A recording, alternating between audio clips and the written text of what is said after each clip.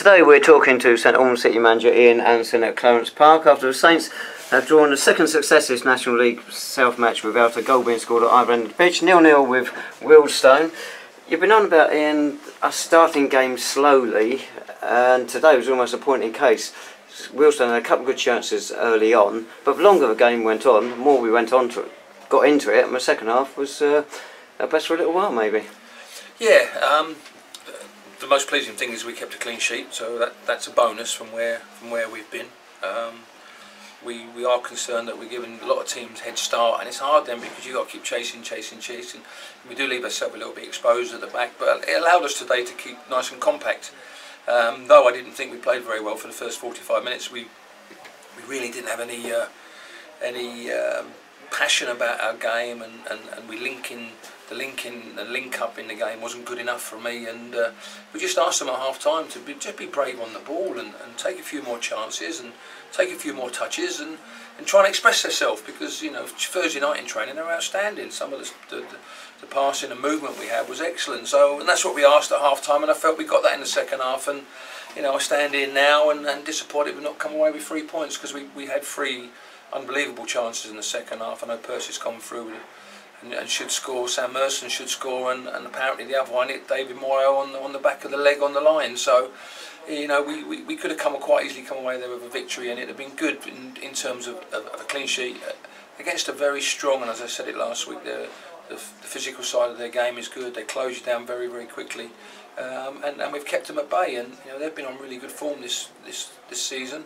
They had a bit of a back turn last week, but they never had a goalkeeper in goal. So overall, I'm pleased. Obviously, we didn't get beat, which is the most important thing. But there's lots we can work on and lots we can improve on, and we've got to do that over the next couple of weeks.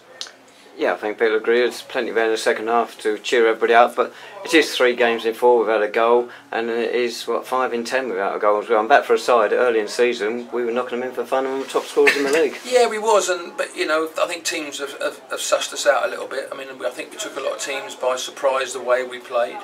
Obviously, we started with a 3 again today and 2 up front, and I didn't think it really helped us in terms of where we was. When we went to the 4-5-1 in the last sort of 20-25 minutes, I felt we started to create a lot more chances. Certainly Cal Costa coming on caused some problems, Zane Banton coming on caused some problems in the little pockets. But I felt, as I say, for 70 minutes I thought it was a really good solid performance. Though we didn't really pass the ball, we didn't keep good possession of the ball, and Dean's had to make 2 or 3 really good saves in the first half to keep us in the game. But as I say, overall, you know, we've got to start again somewhere, and we're doing that at the moment. We've got another break next week, which isn't ideal, but then we go into a really hectic Christmas period where I think we've got 6 games in about 2 weeks, so that's going to be a tough period for the squad. At the moment, we need to try and bring 1 or 2 additional players in, just to make us a little bit stronger. This week saw a departure of leading goal scorer Ralston Gabriel. It gives Sam Merson a chance to establish himself back in the side, and he did quite well, but short of match fitness. Yeah, as I said earlier, you know, Sam, it's been probably a frustrating side for him this year, but you know, Ralston was on fire in the first sort of 2-3 months of the season, and then you know, the 4 goals at Chelmsford brought a lot of interest in terms of other clubs, and we allowed him to talk to them clubs, and I just think from then onwards we've never really seen the same Ralston in terms of his performances. And unfortunately, I think, you know, the frustration from sitting on the bench and David Moyle coming in when he picked the ankle injury up has left him a little bit frustrated. And all he wants to do at the moment is play football. So I believe he's played for Haringey today, or he's signed for Haringey today. So as I said earlier, we wish him all the best, and I hope it works out for him. One little frustration, certainly from my thing, is the amount of shots that have been coming in. It seems to get closer in and around the area, and it's just that last final decision. Is that something that you're finding? And what, from us on an attacking point of view? Yeah, you sort of get to the edge of the box, and maybe you could shoot, but yeah, I think, you know, I think there's probably 3 or 4 occasions today. I think Solomon's probably had 1 or 2, Percy certainly had 1 or 2, and even Cal Costa when he got in there. And it's something, you know, players, I think it's just a little bit of confidence at times that you feel that you're going to go and strike a ball. I mean, I think late on Cal Costa's had a shot from 20-25 yards when it'd been easier to pass the ball. So it's choosing the right option and picking and choosing that option that's going to be better for the team. But You know, second half we certainly got in behind them a lot more than what we did in the first half. We got in some really good areas, and as you say, sometimes we didn't shoot. We're trying to walk it in the net or trying to play a little 1-2. So they're all the things we have to go away and work on, Neil. You know, we've got to make sure that the midfield players are scoring a bit more goals than what they're doing, and certainly the forwards need to get back on track and scoring goals. As you say, we've lost our top goal scorer now. But they're the things you have to live with in football. And you know, Sam Merson scored 22, 23 goals I think last year for in this league. So we know Sam can do it. David Moyo did it with Hemel last year. So we've got to keep creating chances, and if we can do that, I'm sure them two will come to the table. But we've also got to get more goals from the midfield area because they've not scored enough goals this year. And the only way they're going to do that is by having the shots from the edge of the box or trying to hit the target and making the keeper make saves. And that's what we probably didn't do well enough today. I mean, we've talked there about Wealdstone going and potentially getting a new player in. Is it now a case of you're sort of switching from looking for a centre-half or a defender to looking for a new striker? At the moment, I won't look for another striker. I think we need some cover defensively. You know, Clovis is back to fitness today, and we've got him available, which is good. But certainly, I think centre-half wise, we need to just have more cover there with Tom Bender out at the moment. So it's something we look at. I'm not going to be breaking my neck to try and bring another forward in. I don't think we're going to be in a position to bring a forward in that's going to be better than what we've got. And certainly financially, we're not going to be able to bring a forward in that's going to, you know, to break the bank, because we need to be in a position where we might have to go and look at the loan market.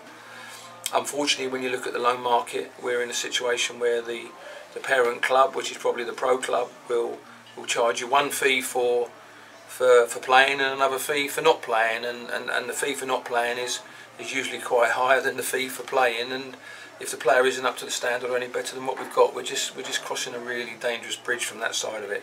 So I think we have to pick the right person, but it might have to be one of them that's going to be coming off the bench and helping us, rather than somebody that's starting all the time.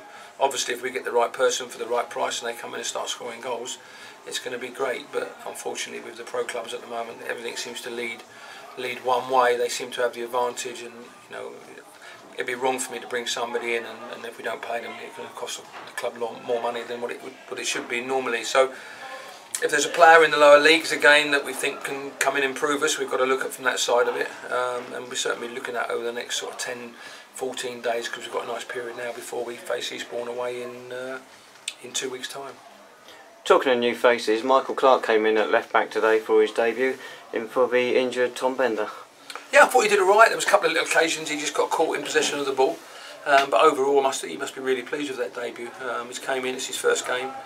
You know, he's only he was on the bus last week going down to Truro, so there's more to come from him. But he can play left back, he can play left side centre half, right side centre half, and right back. So we've got a very versatile player there, which is going to obviously benefit ourselves. And you'd say the more games he gets under his belt over the next couple of weeks, the better he's going to be. So, as I say, we've just got that little bit now with Zane and Sam Merson not playing enough games, and we've got to get as many games into them as we can over the next couple of weeks to try and get their match fitness back up to speed as quickly as possible, because that's the only thing that's they're lacking at the moment. It remains tight in this league, and if you go on a good run, you can get back in the playoff places. We're in danger of drifting into mid-table mediocrity at the moment, I suppose. But those 2 games against Hemel, there's a good chance to really ignite the season again. Yeah, and it's not only that, Eastbourne away, Oxford City and Billericay, which will be a tough test. But you know, we've got a good period there, and if we could go and pick up 3 or 4 wins in that, you know, we proved it in September. When we come out of August, we'd slipped into like that lower reaches of the mid-table in the league, but we won I think 6 on the trot or 5 on the shot, certainly 6 out of 7, and all of a sudden we found ourselves 3rd in the league. The one thing about us, and I've said it all along, is we're an inconsistent team, but we've got inconsistent players, so we've got to try and make the best of these players, because on the day they're a very, very good side and they're a very good team, but at the moment we're not sure in terms of what performance we're going to get from a week-to-week basis. So you know, there's a lot of players out there who are quite young, a lot of players have got to improve, there's a lot of players that have got to gain this consistency, so we know every single week what we're going to get from these players, because if you look at our performance against some of the top teams, they've been very, very good. And that's the things we have to keep working on. The players have to keep working hard on it, and hopefully we can get a consistent basis from all of them, and if we do that, I'm sure we'll win more games than we'll lose. But as you said there, you know, I think it's Thurrock have won today and Hungerford have won today. So, you know, I'm not taking anything for granted. I'm actually looking over my shoulder and seeing that I think we're still 12 points clear of them. So, you know, we have got to be careful. You know, draws are no good in this league. You've got to win games of football, so we are aware of that. So it's going to be a tough season. I'm under no illusions how tough this season is going to be. I'm under no illusions that, you know, can we improve, and we've got to improve, because if not, we'll just sit in mediocrity, as you said. But I'm sure with the players we've got there, and certainly the ambition I've got and the ambition that Glenn's got, is that, you know, we want to try and make the playoffs. It's going to be difficult. There's a lot of good sides in this league. There's a lot of good sides in terms of competing and beating each other, and we've got to try and be one of them sides.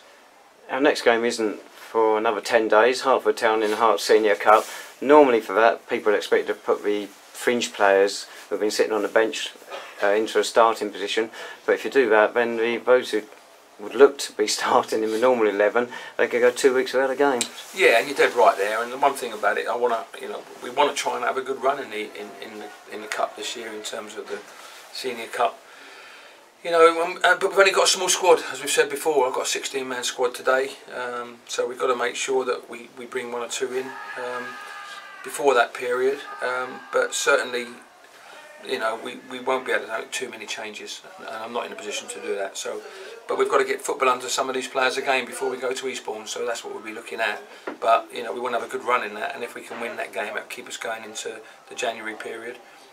Plus it gives us a game once we get into January, and if we can win the next round into February. So it's important to stay in that cup. It's a good cup to be involved in. It's just a shame that the finals played at the county ground and not at somewhere like Stevenage or Barnet or Watford, because the playing surface there isn't good enough for what we expect. But we can only worry about that if we get to the final. Could be a little way off. Thanks so much, Ian. So Saints next in action. It's a week on Tuesday, that's the 18th of December. Kick-off 7:45 against Hertford Town in the first round of the Herts Senior Cup.